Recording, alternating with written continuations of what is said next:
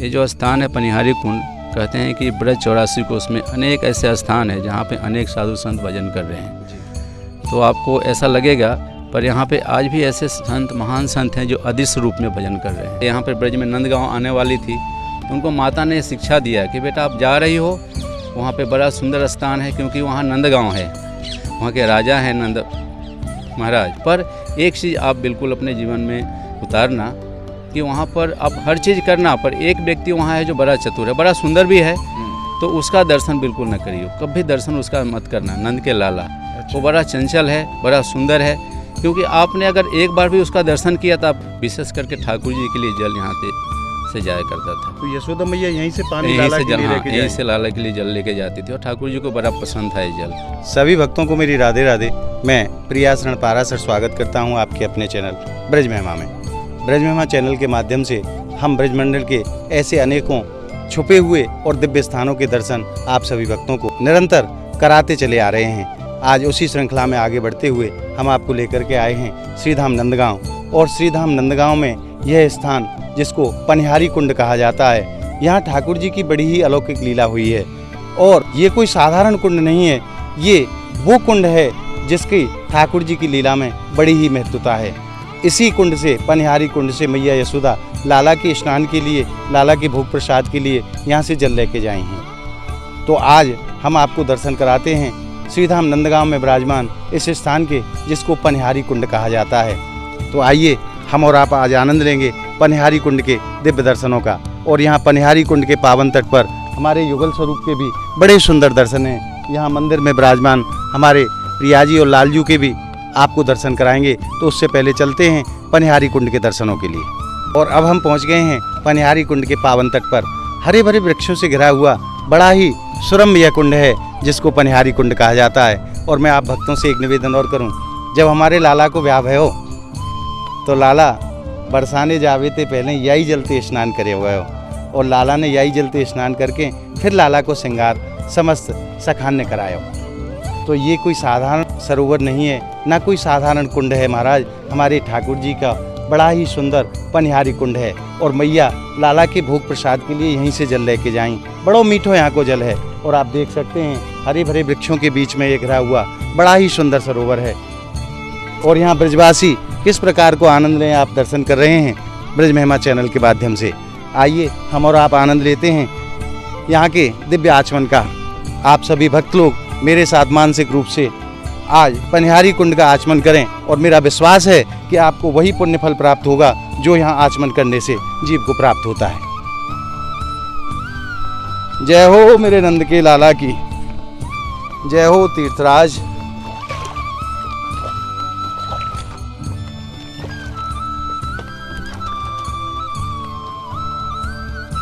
और आइए अब चलते हैं यहाँ पनिहारी कुंड के पावन तट पर। हमारे युगल स्वरूप के बड़े ही सुंदर दर्शन हैं, तो आइए उनके दर्शन भी आपको कराते हैं।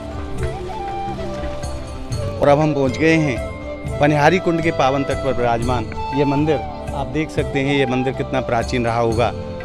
तो आइए अब दर्शन करते हैं हमारे युगल सरकार के। यहाँ युगल सरकार साक्षात स्वरूप में विराजमान है। तो आइए प्रवेश करते हैं मंदिर में, और आज आनंद लेते हैं पनिहारी कुंड के पावन तट पर विराजमान हमारे प्रियाजी और लालजू के। जय हो मेरे प्रभु के। और अब हमने प्रवेश कर लिया है मंदिर निज प्रांगण में। यहाँ पनिहारी कुंड के पावन तट पर हमारे युगल स्वरूप दोनों विराजमान हैं। आप उनका भी दर्शन कीजिए। और मैं प्रभु के चरणों में आप सभी भक्तों की तरफ से और अपनी तरफ से प्रणाम कर देता हूँ।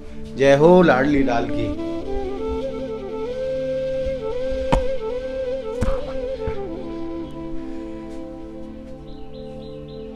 यहाँ हमारे प्रियाजी और लालजू साक्षात स्वरूप में विराजमान हैं पनिहारी कुंड के पावन तट पर। और यहाँ सामने हनुमत लाल जी के दर्शन होते हैं,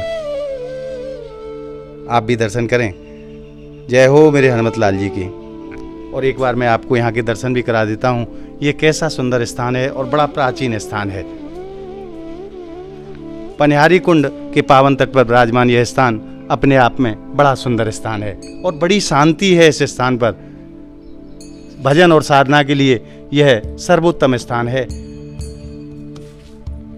और आइए अब जानते हैं इस स्थान को पनिहारी कुंड क्यों कहा जाता है, क्या यहाँ की लीला है और क्या हमारे गोविंद ने यहाँ लीला की है, क्योंकि ब्रजमंडल के बड़े प्राचीन स्थानों में से यह स्थान है और यहाँ पूज्य बाबा महाराज विराजमान हैं पनिहारी कुंड के पावन तट पर। आइए इन्हीं के श्रीमुख से आज ठाकुर जी की लीलाओं का गुणगान करते हैं और इस स्थान के विषय में जानते हैं।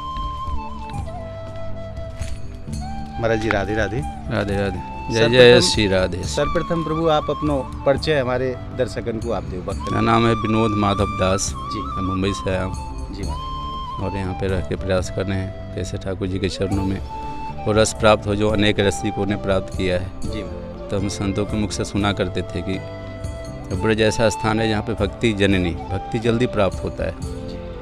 मैं ये प्रयास कर रहा हूँ कि ठाकुर जी के चरणों में थोड़ा सा ऐसा रस जो हमारे रसिकों ने प्राप्त किया है वो प्राप्त हो। महाराज मैं आपसे निवेदन करूं, आप पनिहारी कुंड के पावन तट पर आप विराजमान हैं, तो यहाँ ठाकुर जी की लीला क्या हुई है और क्यों इसको पनिहारी कुंड कहा जाता है? तो ब्रज 84 कोस में अनेक स्थान है जहाँ पे ठाकुर जी ने हमारी लीला की है जी। और ब्रज 84 कोस जो है ये आध्यात्मिक जगत है, इसको हमको भौतिक जगत का पार्ट नहीं मानना चाहिए जी। तो कहते हैं कि यहाँ पर जैसे आपने देखा है कि हमारी संस्कृति ऐसी थी कि लोग जल लेने के लिए अनेक अलग अलग जगह जाया करते थे। तो यहाँ पे भी ब्रजवासी गोपियाँ आती थी जल लेने के लिए और इस स्थान का जल बहुत मीठा, बहुत सुंदर जल था, तो इसलिए विशेष करके ठाकुर जी के लिए जल यहाँ पे से जाया करता था। तो यशोदा मैया यहीं से पानी यहीं लाला से के जल, लिए हाँ, लेके यहीं जाएं? से लाला के लिए जल लेके जाती थी और ठाकुर जी को बड़ा पसंद था ये जल। तो इस कारण इस स्थान का नाम पड़ा पनिहारी कुंड। और ये स्थान जो है मीराबाई से जुड़ा हुआ स्थान है, बड़ा गुप्त लीला, अनेक लोगों को यहाँ तक कि ब्रजवासियों को भी सबको नहीं पता है लीला जी महाराज। तो कहते हैं कि यहाँ ब्रज से लग के ही भरतपुर के आसपास एक कन्या का विवाह हुआ जी। तो हमारे संस्कृति में ऐसा है कि जब किसी लड़की का विवाह होता है तो माता पिता उसको शिक्षा देते हैं कि अपने परिवार के साथ कैसे रहना है, उनके साथ कैसे बर्ताव करना है ताकि आपका जीवन सुखमय रहेगा।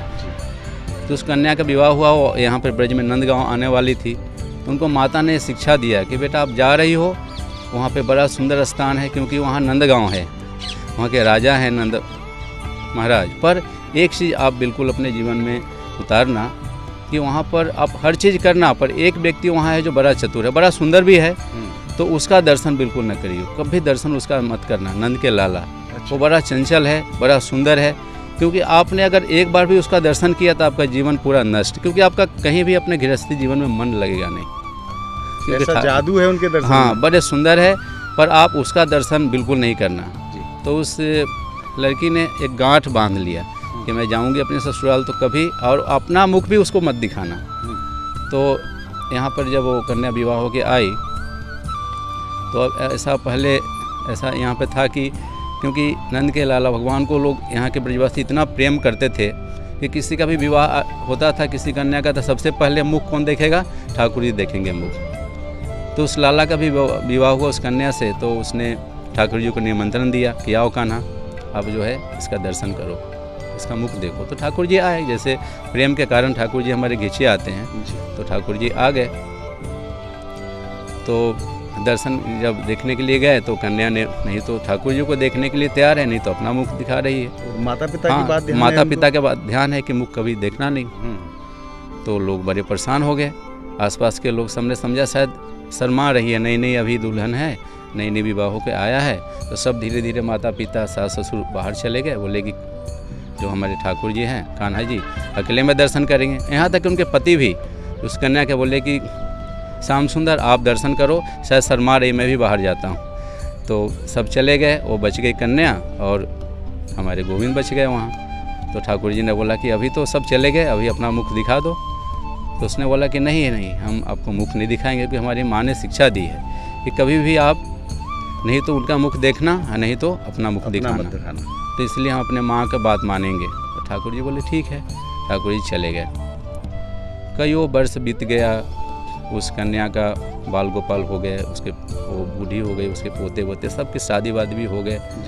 तो जैसे कि यहाँ पे अनेक स्त्री आती थी जल लेने के लिए, तो उसने वो भी आई यहाँ पर जल लेने के लिए पनिहारी कुंड, क्योंकि यहाँ का जल बड़ा सुंदर मीठा जल था। आज भी यहाँ पर एक कुंड है जहाँ के जल अमृत समान है, और आज भी अभी आपको पिलाएंगे वो जल। और ऐसा है कि इस अभी जैसे गर्मी समर चालू हो गया तो फ्रिज के समान ठंडा पानी निकलता है। अब बोतल में भरेंगे ना तो बोतल पूरा ठंडा हो जाएगा। इतना ठंडा, इतना निर्मल और मीठा जल कि आप मतलब क्या बताएं आपको, वर्णन जैसे कर रहे हैं वैसा जल। यहीं पास में एक पंप है और कईयों पंप लोगों ने लगाया पर वो सक्सेस नहीं हुआ। एक नल जो यहाँ पर इतना सुंदर जल, जो ठंडी है में गर्म निकलेगा, अभी गर्मी शुरू हो गई तो बिल्कुल फ्रिज जैसा ठंडा पानी। तो अनेक जगह से लोग वहाँ पे आते हैं, अपना गाड़ी रोक करके जल वहाँ से लेते हैं।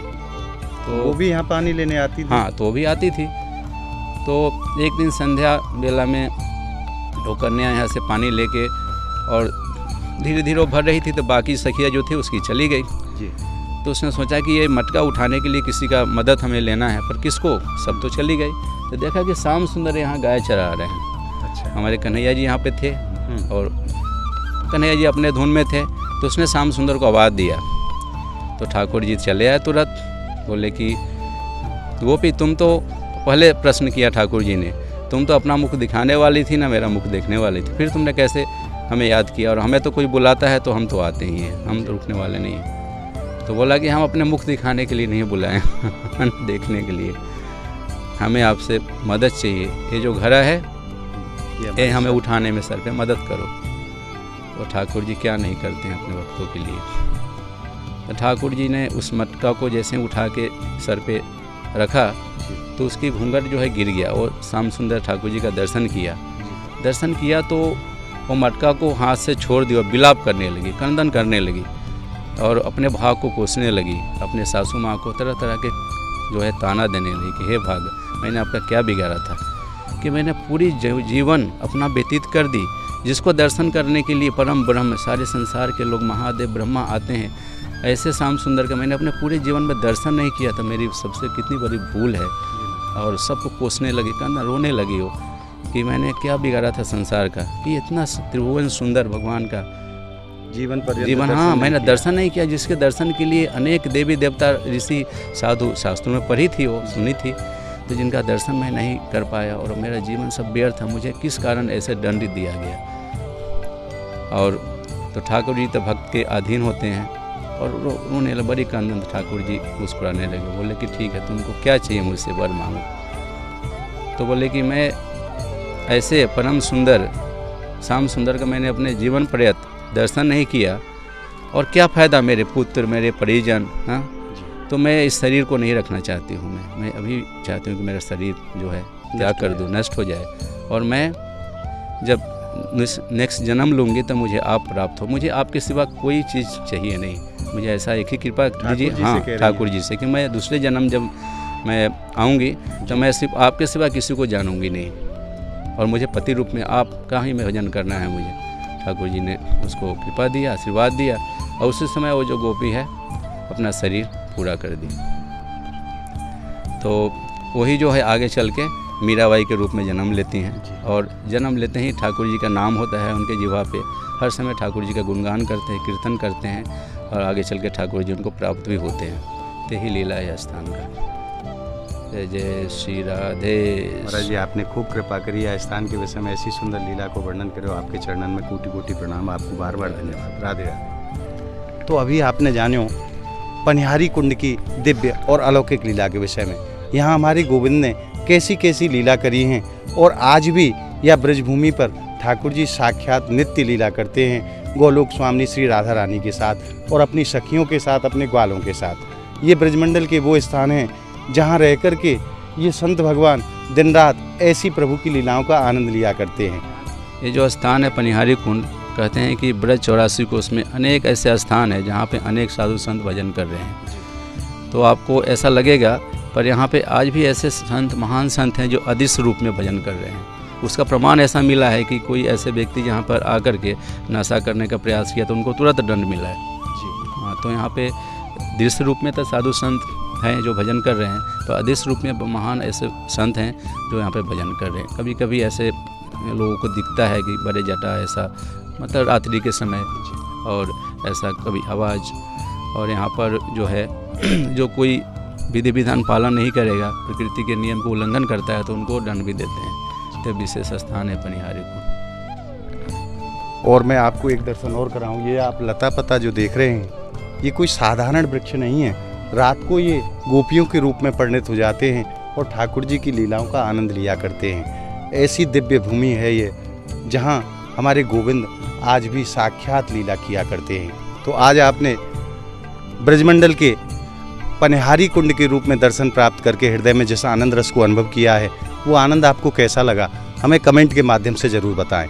और हमारी इस वीडियो को आप ज़्यादा से ज़्यादा लाइक करें, ज़्यादा से ज़्यादा शेयर करें, ताकि ब्रजमंडल के ऐसे अद्भुत स्थानों के दर्शन सभी को प्राप्त होते रहें। अगर आपने हमारे चैनल को अभी तक सब्सक्राइब नहीं किया है तो आप हमारे चैनल को सब्सक्राइब जरूर कर लें। मिलते हैं ऐसी ही अद्भुत वीडियो के साथ, तब तक के लिए ब्रजमंडल की पावन भूमि से जय जय श्री राधे, जय जय श्री कृष्ण।